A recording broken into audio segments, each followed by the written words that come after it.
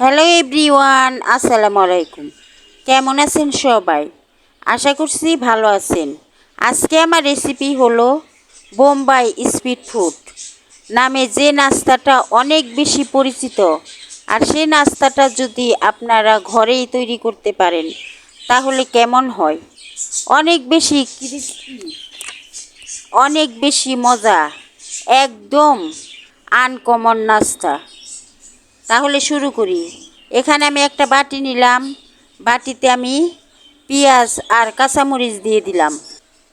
পেঁয়াজটা বেশি পরিমাণে দিতে হবে। এখন একটা আলু নিলাম, কাঁচা আলু। এখন গ্রেটারের সাহায্যে আমি আলুটাকে গ্রেট করে নিব। আলুটাকে আমি গ্রেট করে নিতেছি। গ্রেট করে নেওয়ার পর এর মধ্যে আমি কি দিব সেটাই আপনাদেরকে দেখাবো।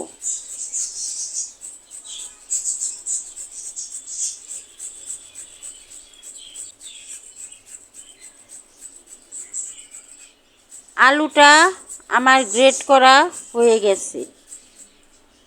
এখন আমি এর মধ্যে লবণ দিয়ে দিব স্বাদ মতো। অল্প হলুদের গুঁড়া দিয়ে দিলাম, অল্প ধনিয়ার গুঁড়া দিলাম, আদা রসুন বাটা দিলাম 1 চামচ, 2 চামচ কর্নফ্লাওয়ার দিয়ে দিলাম, 2 চামচ ময়দা দিয়ে দিলাম। কর্নফ্লাওয়ারটা দিলে নাস্তাটা খুব ক্রিস্পি হয়। আমি হাত দিয়ে ভালো করে মেখে নিব। এখানে পানি ব্যবহার করবেন না। হাত দিয়ে ভালোভাবে মেখে নিলেই আলুর থেকে পানি উঠবে। আমি মেখে নিলাম। এখন আমি পাউরুটি 3টা পিস নিলাম। এখন পাউরুটিগুলা আমি মাঝখান দিয়ে একটা করে টুকরো করে নিব। পাউরুটি আমি মাঝখান দিয়ে একটা করে টুকরো করে নিতেছি। আপনারা চাইলে 4 টুকরাও করতে পারেন। আমি মাঝখান দিয়ে 1 টুকরা করে নিলাম। এখন পেঁয়াজ আলুর যে মিশ্রণটা আমি তৈরি করে নিয়েছি সেই মিশ্রণটা আমি পাউরুটির উপরে ভালো করে ছড়িয়ে দিয়ে দিব।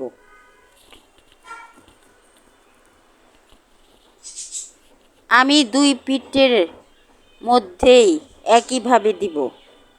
2 পাশ এইভাবে আলুর মিশ্রণটা দিয়ে দিব। এক পিঠ দেয়া হয়ে গেছে। এখন আরেক পিঠও দিয়ে নিতেছি।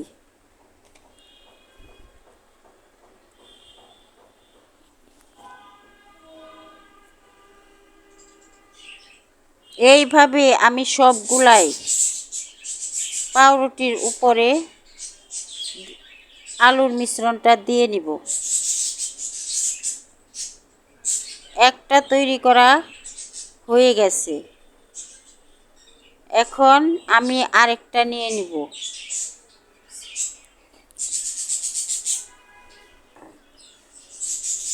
আরেকটা পাউরুটির পিস নিলাম। আরেকটা পাউরুটির উপরে আমি একইভাবে ছড়িয়ে ভালো করে দিয়ে দিলাম। উল্টা পিঠও দিয়ে দিব।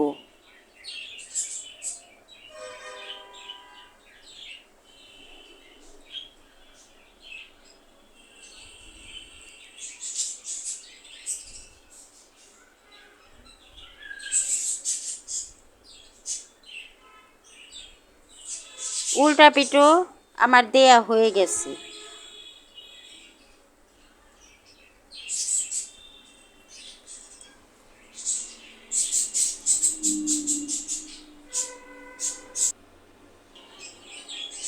এখন আমি সবগুলা একইভাবে তৈরি করে নিলাম।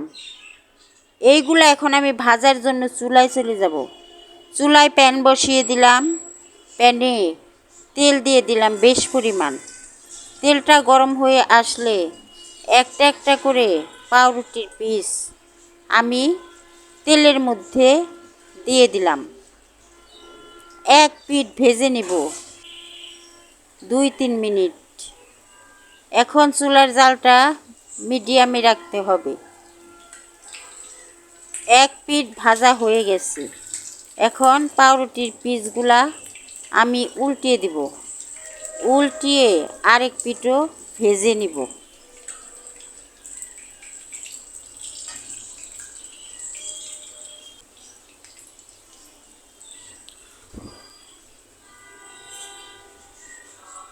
উল্টিয়ে দিলাম। এখন আমার পাউরুটিগুলা ভাজা হয়ে গেছে। আবারও উল্টিয়ে দিয়ে আমি তেলের থেকে রুটির পিসগুলা তুলে নিব। রুটির পিসগুলো আমার ভাজা হয়ে গেছে, দেখেন কতটা সুন্দর হয়েছে। এখন আমি তেলের থেকে পিসগুলাকে তুলে নিচ্ছি।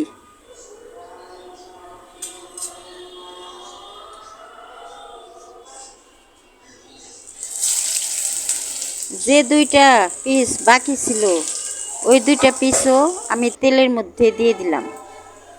এখন এক পিঠ ভেজে নিব। এক পিঠ ভাজা হয়ে গেছে। এখন আমি রুটিগুলা উল্টিয়ে দিলাম।